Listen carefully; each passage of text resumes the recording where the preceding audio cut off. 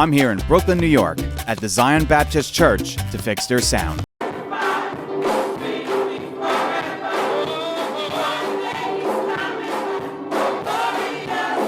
Yes. Yes.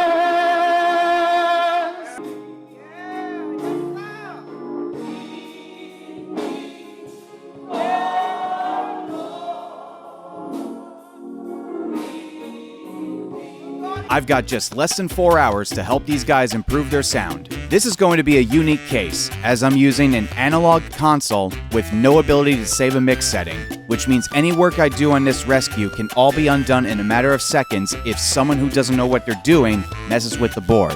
You're going to hear a stark difference between a modern digital console you're used to hearing on my channel and an analog board using bare minimum mic techniques in a large room with less than stellar placement of front of house and monitor speakers.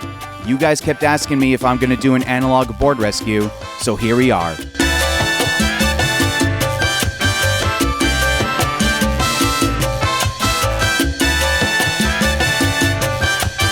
Alright guys, so we are here. The church is actually right there. The beautiful building right over there that I thought was a church is actually not the church. It's right over there. But I have already encountered a miracle. I found a parking space right in the middle of Brooklyn. Now there's plenty of room for this guy right here to back up, but something tells me if this tank of an SUV needs to get out of here, it's gonna have a little bit of a problem. It's got enough space in front of the Subaru right here, so fingers crossed that my car doesn't get nicked. All right, let's go inside. Well, at least your front of house is in a good position. Huh? I said at least your front of house is in a really good spot. And here we are. Yamaha MGP 32X. Just about as analog as you can get. So this is going to be fun. First analog console in this series. Nice. Everything is nicely labeled. So this is just going to basically be a tweaking of the current sound. So we have our system here. We have our fills. We have our monitors and mic inputs. Let's get to work. Okay. So this monitor right here, as well as the corresponding one on the left, is labeled Cove on the board. This monitor hanging up in the corner, as well as the corresponding ones over there, are labeled Side. We got 2 microphones. You said you have a kick drum and just this overhead right here. Okay. I may be back down to adjust that overhead. Keyboard, pastor, another pastor. We got 1 monitor here, another one over there, and then we have 6 of these little microphones hanging up here. And I'm guessing that is labeled front of house up on the board right there. So let's go upstairs. Let's take a look.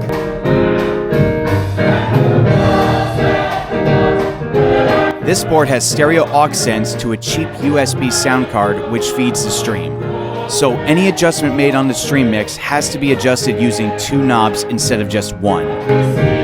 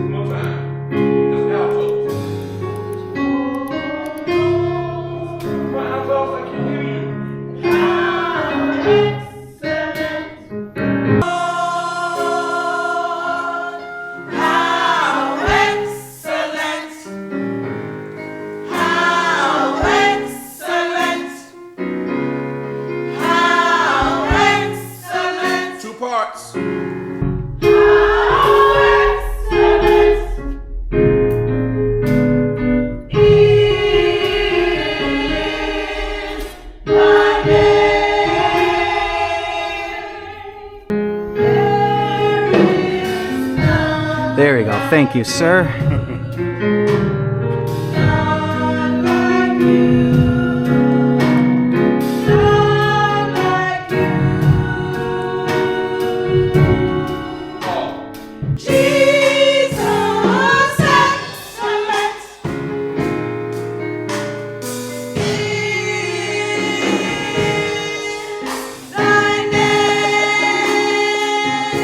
Right, sopranos? Yes. Is.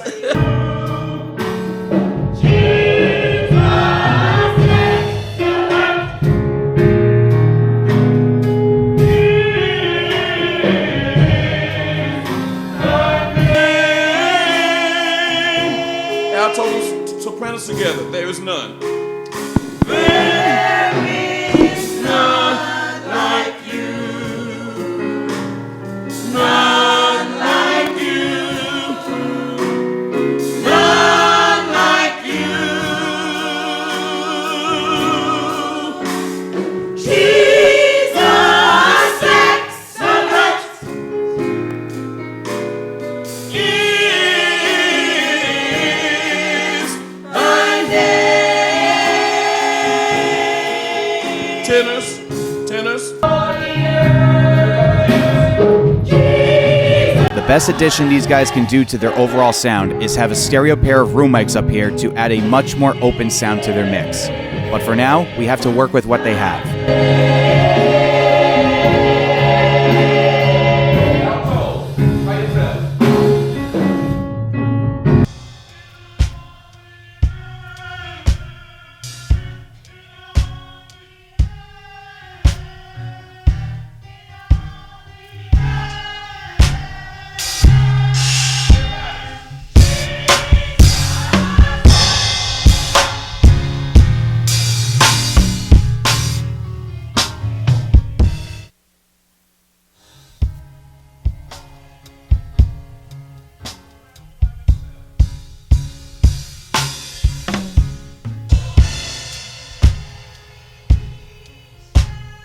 Both of these drum mics are SM58s, one kick and one overhead.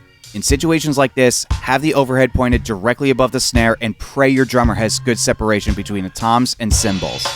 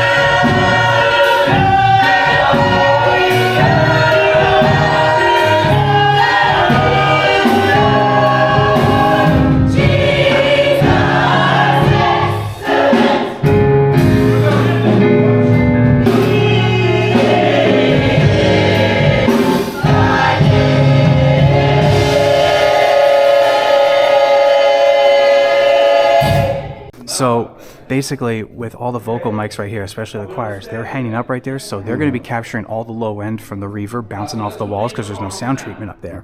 So with these four mics, you got to take out basically all of, I'd say, maybe like 600 to 800 hertz. Take that down, turn down all the high pass filter, take out all the low end, and that way they'll come in. I turn down the high end a little bit too, because you want the choir to be like supporting the lead vocal. You don't want the choir to have all the high end and like combat the lead vocal. Right. So if I get on the mic right now, all the high end on the wireless mic just haven't been touched. So if I get on a wireless mic and I pretend to sing good, definitely not compared to these guys, but if I get on the mic and I start singing a song and they come in and support me, they can be loud so you hear the fullness of the background vocals, but it won't interfere with how like high above the mix the lead vocal is. That's why I EQ out the high end. I know that if you take out about 300 to 400 hertz and just take it out, that removes all the boom, boom, boom, boom. You want the boom, boom, boom. You don't want the boom, boom, boom. You don't want that. So I take out the boxiness of the kick, and naturally the high end will just cut through it. So you hear the of the kick. Same thing with these. If I only have one drum overhead to work with, same thing. I treat that like I would treat my toms.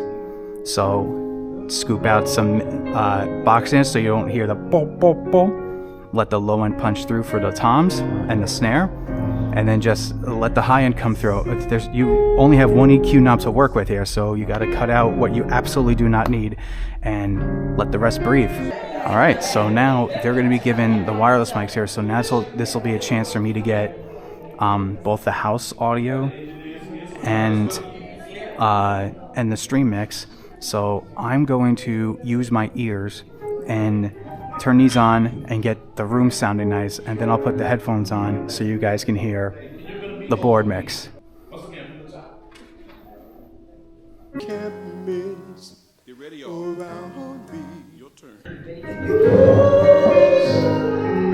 So what I want to show you, this is very important. So obviously when it's on and you're powering up the faders, that's going to control the house volume in here. But when you plug in headphones here, hit AFL on the aux, then what this is going to do is when these are on, you're going to hear what's going over the stream. Oh, really? Yes. So Wow. Okay. So now you'll be able to hear headphone port. Really? Yep. So AFL, so it's after fader listen. So unfortunately, it's going to be a little quiet in the headphones. So make sure you keep this volume on basically full blast here, and get like the sound reduction headphones that I have right here. You'll be able to hear it. It will be quiet, but you'll be able to hear exactly what's going over the stream. Good, in real time. Right. And you can also see the VU meter on the computer, like what I have right here. It's just so I can monitor like how loud the stream is. Okay, cool. And all that's going to run through here? No, right now that's routed to however you have it set up right now. I got you. Right now that audio is coming from that USB 3 card. Okay. Yep. Okay, cool. Good enough. Okay. And I'm willing to bet that the reason why there's a little bit of a hum or a static right there, it's from that USB card. If you eliminate that, it would probably be a little cleaner as far as the signal goes. Got you. So it's better to just go direct from USB into the computer as a video source. Into the OBS. Into OBS, and then have the video be its own separate thing. Gotcha. That's what we do. And then from there, you can just mess with the audio video sync, because we're a little far away, so it'll be that tiny little bit of a difference. So like when he hits the snare drum, you'll see it, and then it'll be a split-second difference on that when you hear it. Right. So all you'll have to do is just mess with the sync offset. For me, it's about 75 milliseconds. Okay. But just experiment, do test recordings, see what works for you, Right. and you should be good. So I have your master from the aux. I didn't touch that because that's plenty loud right there, as you could see. But you're gonna have to make tiny adjustments if you want to send it to the stream. And again, as always, AFL. Now whatever's coming out of the headphone port, that's how you hear the stream. Gotcha. Everything else, you could do AFL to hear what the house is hearing on this. So when this light's on right here, AFL, whatever's going over the faders, the house speakers, house, stream. Gotcha. Off, both of them off, you won't hear jack. Gotcha. Sounds good. So you're good.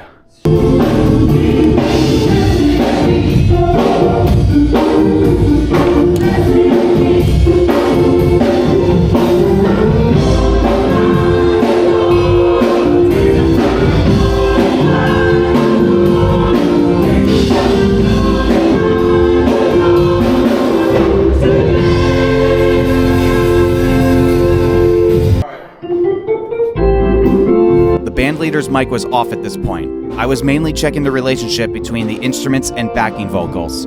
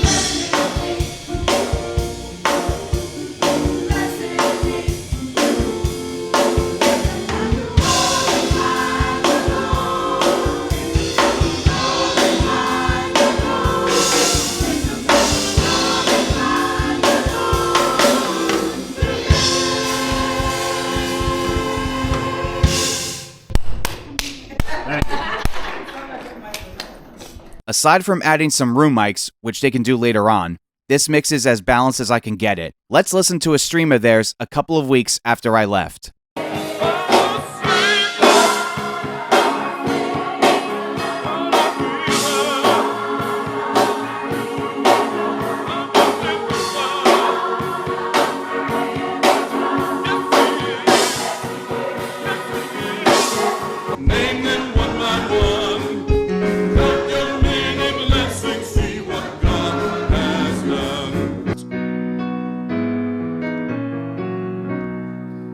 Though sometimes you'll get weary and pressed on every side.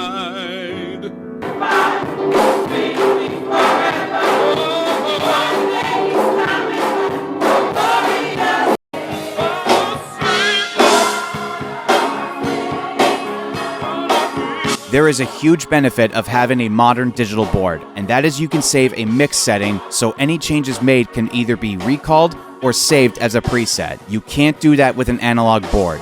It sounds like they still use the cheap USB sound card, so I'm hoping they get that sorted out, as well as adding some room mics, because that will elevate their mix tenfold. This was a challenge to say the least. Thank you guys all for watching, and I'll catch you in the next one. Take care.